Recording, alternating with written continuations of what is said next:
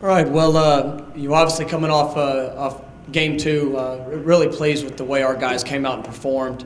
I thought, coming off the bye week, a lot of questions in from our aspect of it, just how the guys would approach that week, and really wanted to see a lot of improvement from week one to week two, and I thought we were able to see that. We were able to improve in a lot of different areas. I thought the defense came out and had a dominant performance. We had one play that we gave up, but we were able to get that corrected, and really other than that one play, I thought they did a terrific job. The thing that I was most pleased with was we were 100% ball security on offense, and we were able to force 6 takeaways. And when you're able to do that throughout a game, and you're putting yourself in a great position to be successful, really pleased with our guys and their attitude, their approach. We came back out to practice last night, and our guys know that we have to continue to improve. And so we talk about taking every game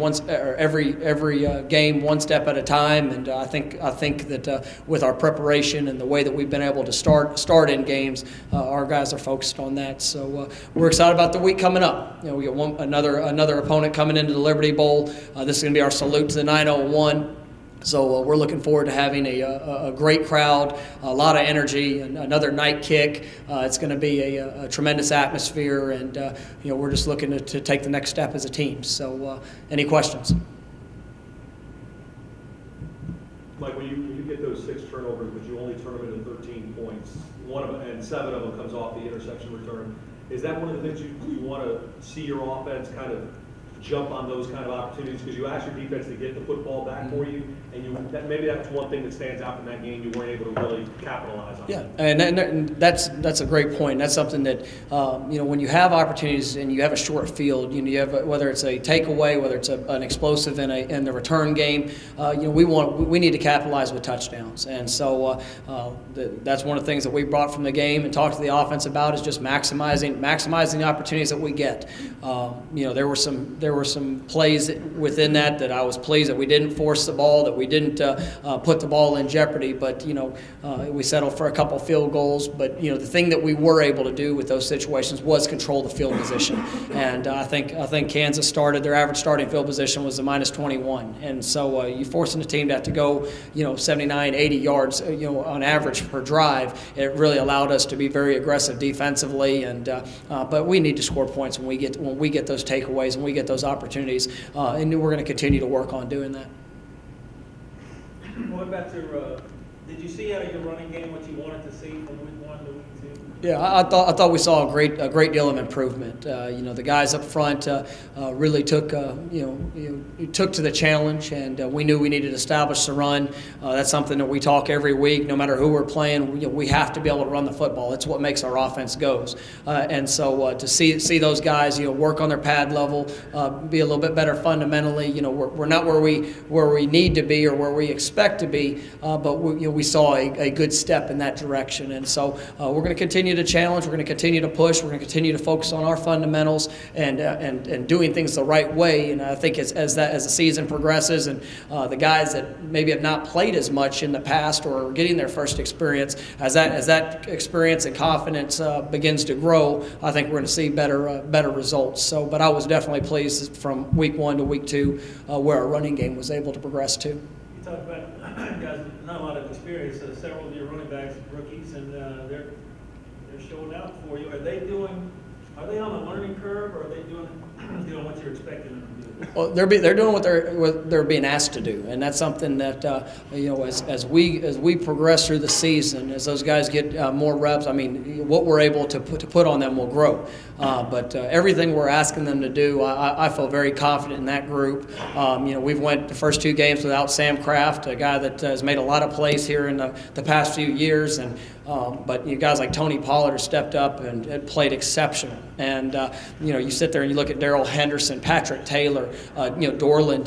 I thought Dorland had a really good game. A couple tough runs. His touchdown run was one of the best runs that you'll see. A guy finishing a play, I'm really pleased with that with our running backs. But there's a lot more that goes into it. I mean, the quarterback doing his job, the O-line, giving them opportunities and holes to run through. So everybody's doing their job, and like I said, as that confidence grows and the experience grows, what we're able to do will continue to expand. Chris Ball has gotten a lot of praise from his players. Why did you want him to be part of your staff? What did you see in him, and how hard was it to persuade him to join you here? Chris is an incredible leader, and he's a great coach. I mean, he understands and has the ability to adapt his scheme to the players that we have. And I think and Chris would be the first one to tell you, Chris is coordinating our defense and doing a great job. But he also has a tremendous assistant coaches that are working with him, and that's what makes a good team.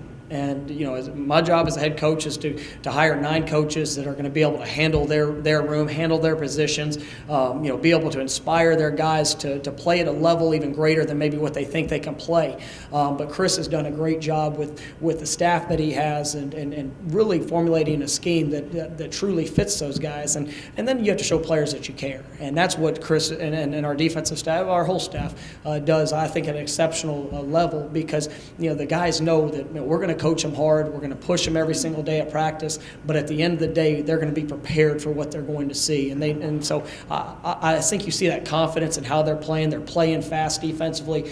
There's I know the word after the game was they have a swagger about them, and they should. I mean, because this is a system that's for them, that's built for them. And then as every day goes by, as every rep goes by, that confidence level grows. And I'm glad to see them playing at a level that able to establish them to do that. What did you see from your offensive line? Say that again. What did you see from the offensive line? I know that there were a lot of moving parts in that first inning. Yeah, I mean, I thought those guys came out and they played with a great intensity. I thought that we were able to establish the line of scrimmage, and we were able to get movement and give our backs a little bit of room to work with, and so we were able to still play. I think we've still played 6 or 7 guys through the first three quarters. The fourth quarter, obviously, we got a lot of hats in, but we were able to establish the line of scrimmage, which forced Kansas to come down and play a little bit more one high, and then we were able to have the explosive shot to Anthony. When you're able to establish the run, that gives you so many more different options. And so I thought the guys, like I said, their approach to the game plan and what was necessary, it wasn't just the O-line, but it was the running backs, it was a quarterback. We knew we had to improve in that area, and I thought they came out and did that. Mike, when you give up 5 sacks, is maybe Riley holding on to the football a little bit long? Is it? I know it's probably a culmination of things, but when you look at that number, what stands out more to you? It's like I said, it's a combination of things. It's not just the quarterback, not just O-line, running backs. Everybody. When you have a negative play, there's usually a couple different factors that go into it, and so there's a couple times that I thought we could have got the ball, probably thrown the ball away. There was a couple of mistakes that we had in our execution of our protection concept or protection scheme. A couple times that a receiver didn't do exactly what he was supposed to do to get himself in a position for an outlet. With getting the ball out of the quarterback's hands. So I'm not one of those guys that are going to point. It's not one guy's fault. It's not one guy's. It's not just the offensive line when you have that number. It's everybody involved having to go out there and execute the scheme, and something we have to get corrected. I don't like seeing our quarterback on the ground 5 times in a game. That's something that we knew going into the game. That was probably the strengths of Kansas's defense, was their defensive front and some of the pressure packages that they have getting to the quarterback. They've had success in the Big 12. They've had success over the last year plus with doing that with their scheme. But we've got to do a better job of our execution, and we won't have those issues. Bowling Green's been really successful the last few years. Do you allow yourself to look at what they've done in the past? Obviously, new staff, a lot of new personnel this year. How do you go about evaluating? I watched almost every game that they played last year, really for personnel issues, and just kind of understanding of who they're working with. But you try to take the schemes and concepts out of it.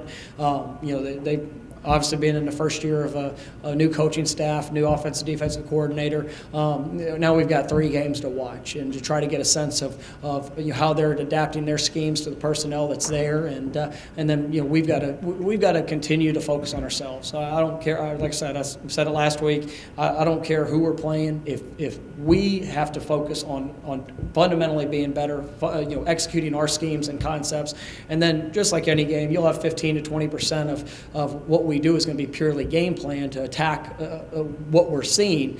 But I mean, we've got to execute our schemes and our concepts to give us a chance to be successful. You talk about wanting to continue to push the pace on offense. How do you go about doing that? Is that just having a better sense of urgency? Is it better communication? And how do you measure, I guess, the effort that you want?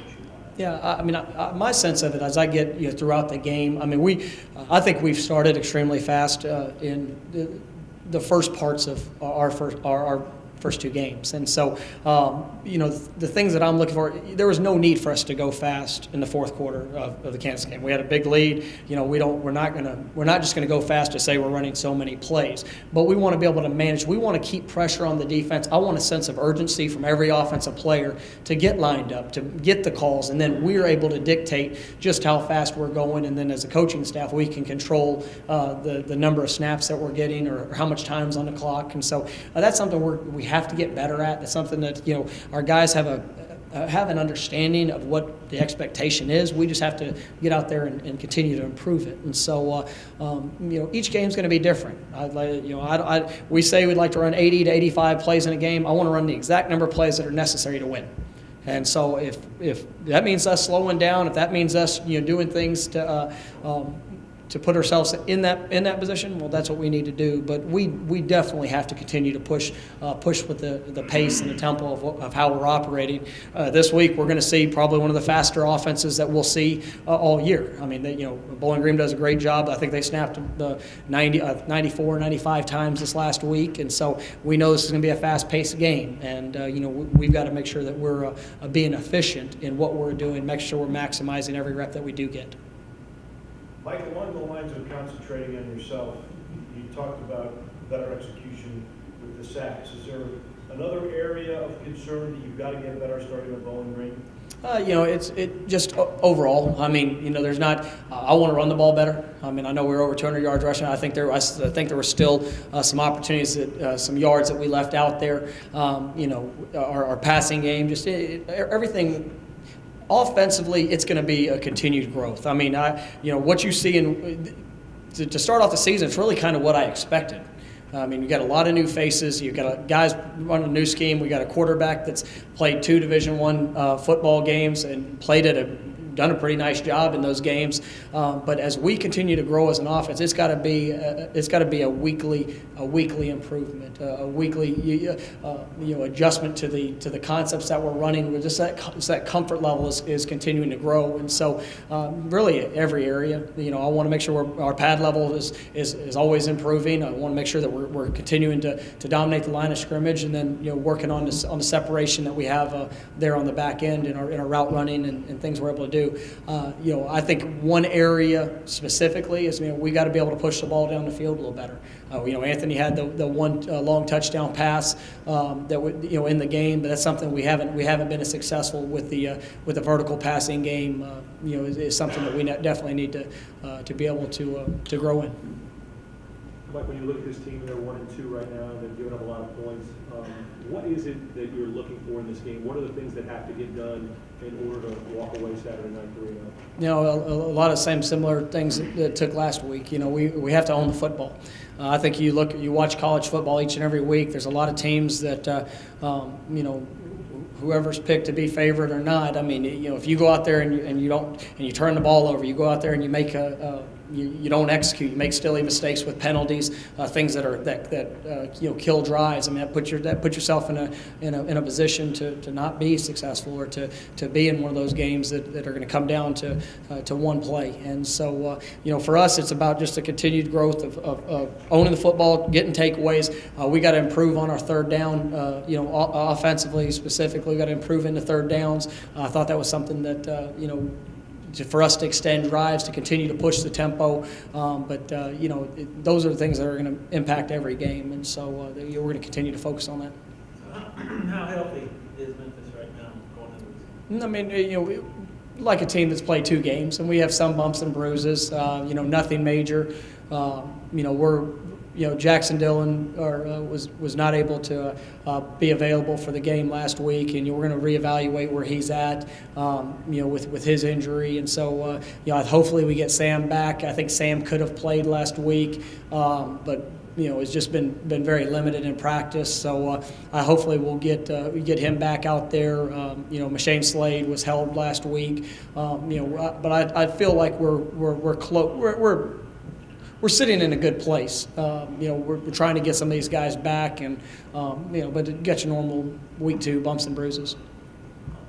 When you're in a situation where you've had 2 easy wins and you're going into a game where you're going to be favored to do it again, is there a sense of, I know you just want the win, but is there a sense of you want to see how your team reacts to a difficult situation or a difficult game, as you'll see a lot towards the tail end of your schedule? I don't think that either of the first 2 are easy wins. Well, Because I think the sense of the intensity of every rep, the intensity of every play, the focus. One of my favorite plays in the game was, after we had the series where we had the miscues on offense, and then we had the bobbled snap on our punt team. That was a period of adversity, and our defense went out and they had one play. They couldn't whine about the situation they were put in. They had to go out there and execute an adverse, because that was the play of the game. We're 26-7. If the defense allows a touchdown right there before half, it's a totally different dynamic. But they prepared for that one play. They went out and made that one play that was necessary, and it blew the game open. But winning a college football game is never easy. There's a lot of work and preparation that goes into it. This week will be a challenge. I can guarantee you, we're going to see a tempo that we have yet to see from an offense. We got a defense that's multiple in their attack and what they're going to do. And so we've got to go out there and we got to put our best foot forward. We got to make sure we're have an intense focus on every play, getting better fundamentally, going out there and executing as the best that we can. And then if we do those things, I like our chances no matter where we're playing or who we're playing, because those are the keys for us to be successful. So what is Bowling Green as far as what is it about them that, other than the fact that they got they run very fast tempo, they got a new quarterback, they got a new coach, they lost their really good wide receiver. How do they attack?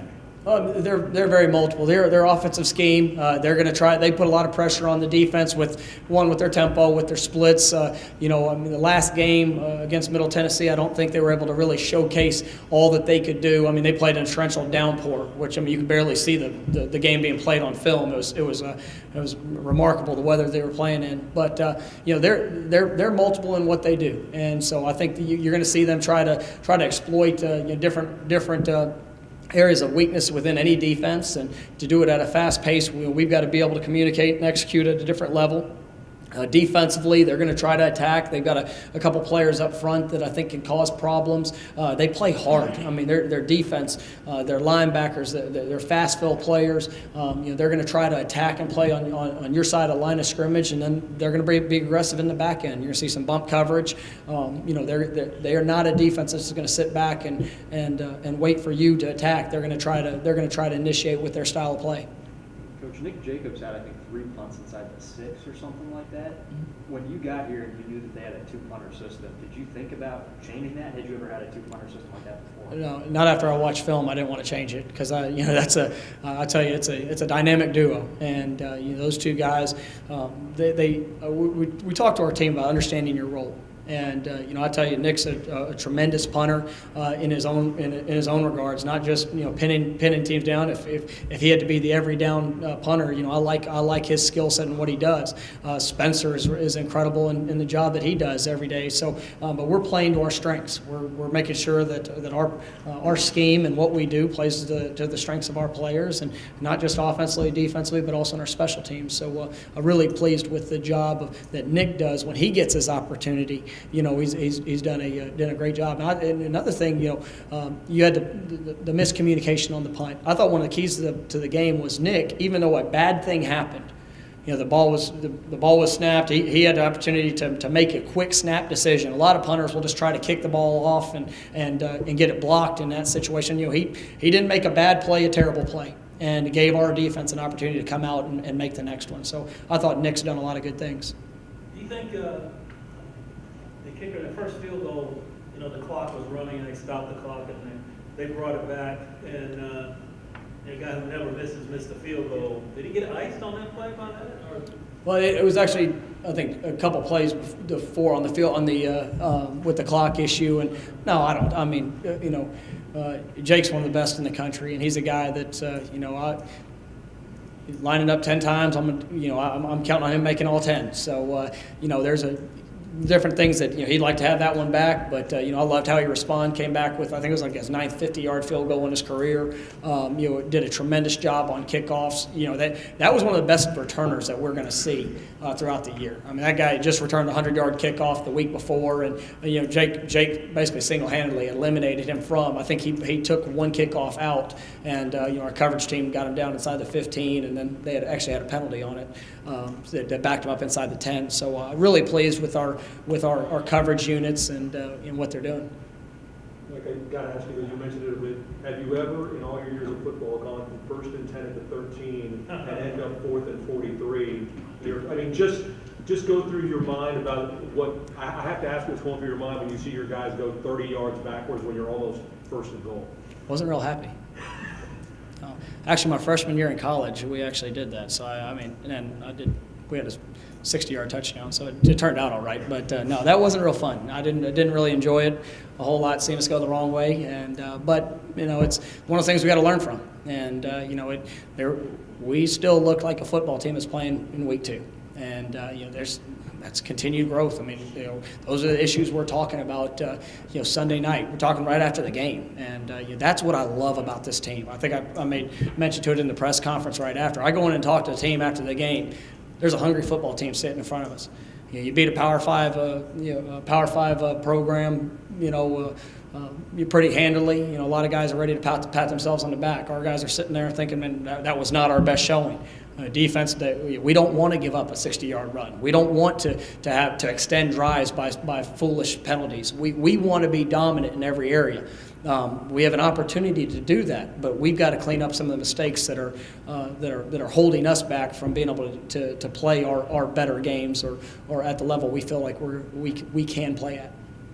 Mike, when you talk about the weapon that Jake is with, what I think he's 16 kickoffs, 12 touchbacks, does it get to the point where would you rather see like a sky ball to the inside the 5 in a corner, or you happy with at the 25?